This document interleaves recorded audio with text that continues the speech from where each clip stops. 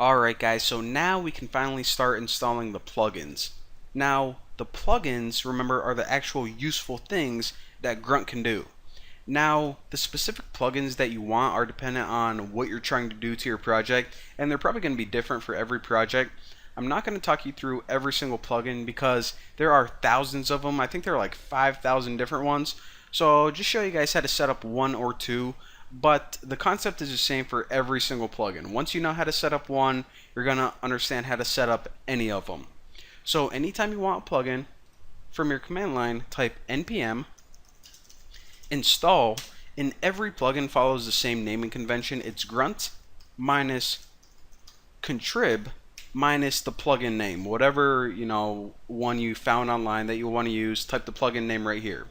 Now, two of the really easy ones that people will use all the time, they're not only easy, but they're really popular, are Uglify.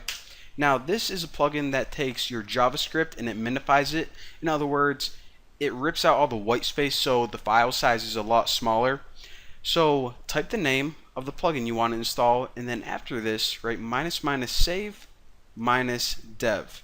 Now hit enter, and that's going to go online, find the plugin, download it, install it, and then also add it as a dependency. And I'll show you guys what it did. So again, what it did is it went online, found that plugin, which was right here, downloaded it, installed it, set it up for your project, and it also added it as a dependency in your package.json.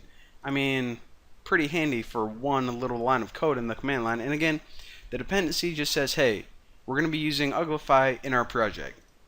Now, just so I stick this in your guys' brain, let's go ahead and install one more plugin. So npm install, and remember, it's grunt minus contrib. What's another one? I'll do a CSS min, which is essentially the same thing, but for CSS. Rips out all the white space and minifies it. So --save and -dev. So now go do the same thing. Alright. So actually, let me clear out that crap. Alright, so we can verify that it downloaded all of the plugins that we wanted to, boom, and set them up, looking good. So we have all the plugins, all the tools ready to go. The last thing that we need to say is, hey Grunt, we need to pretty much give it a set of instructions of what we're trying to do. So in order to do that, we're going to have one last file, and that's the Grunt file. So just right click your main directory and hit new JavaScript file, and you have to name this gruntfile.js. So look at this. So in here, the syntax is always the same. Again, I probably should mention this.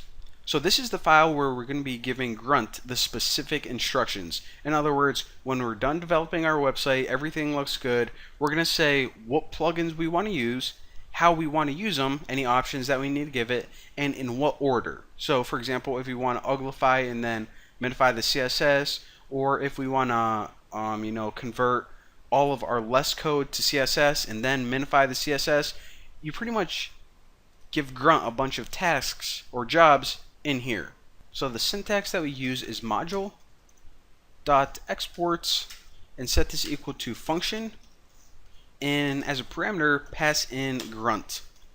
Now make sure to add your semicolon, and we pass in Grunt because later on, whenever we're ready to actually run all these Grunt commands, we're going to be typing Grunt in the command line, and that says, okay, you typed in Grunt, so inside here, whatever code we write in here, that's what Grunt is going to do. So again, one last time, we're going to make our website just like we would normally. We're going to type Grunt in the command line, and then it's going to do a whole bunch of crap. Now the jobs that we're going to be creating for Grunt calls those tasks. That word is hard for me to say for some reason, tasks. So I'm going to try to avoid saying that.